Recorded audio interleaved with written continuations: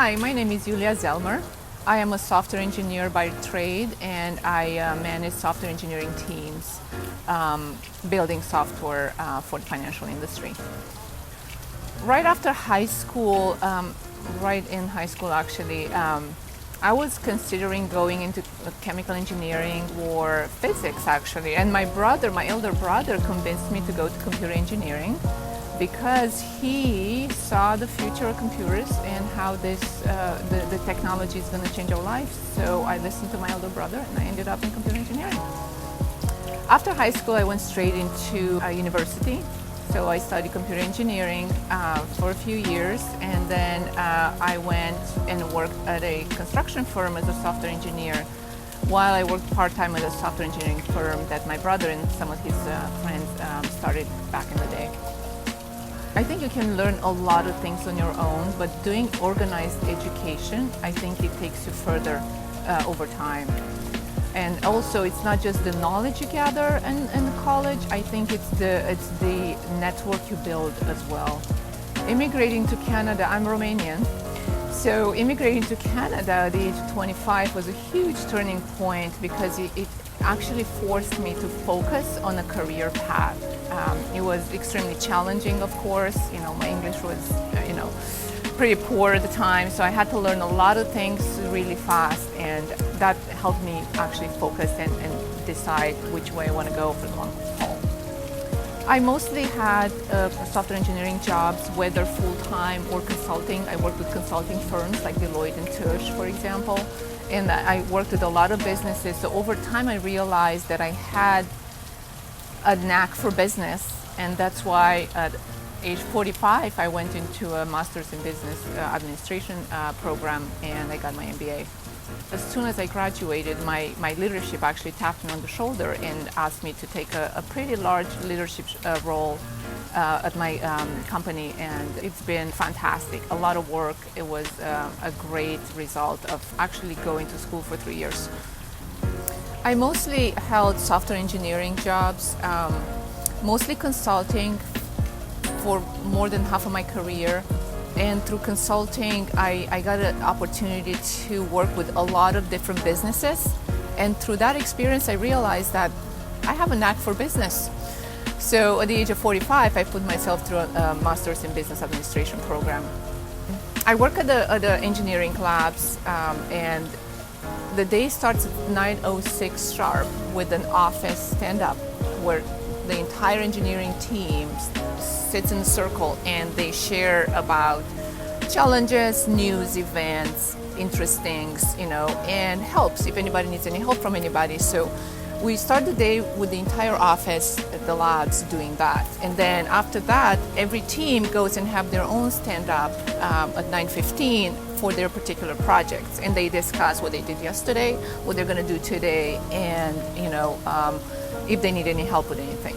So that's how the day starts. And then the 4 technical product managers that I manage, so my leads, they go and they take their teams of 6 engineers each, and they work on their work streams. And I start working with the business and with them, and people management things, issues, whatnot. So roadmaps, schedules. So it's a busy day, really. I by far love developing people the most. I work with a lot of senior engineers, new graduates, and everything in between. And in a group of 30 people, you'll have the people that they just want to have a job because they have a job to fund, hobbies they have outside of work. But then on the other side of the spectrum, you have this new intern, full-time employee that comes to a review and saying, okay, so how do I get to the CEO level? Can you help me? I'm like, okay, let's see what the steps are. And then, how do you get to the CEO level? So everybody has a different career path in mind, and you have to work with them. And I love to help them get from A to B to C to D to accomplish what they want to accomplish in their career. The sheer number of people I have to deal with every day, because I have to work with the business, with finance, with engineering, with customers. It's it's a non-stop, trail of phone calls and messages and problem solving moments in the day. But I deal with probably dozens and dozens of people every day. I always strive to bring everybody around the table and put the issues on the table and discuss it together. And sometimes you just can't solve it at that level. So I reach out to my peers and my leadership, and I escalate issues that I cannot solve on my own. I read a lot, so I usually have a wealth of information and resources to tap into. But when there is a problem that I can't solve, I escalate. Your leadership is there to support you, and you should always leverage them for issues that you cannot solve on your own. Going into an MBA program was by far the best decision I made, and I wish I did earlier.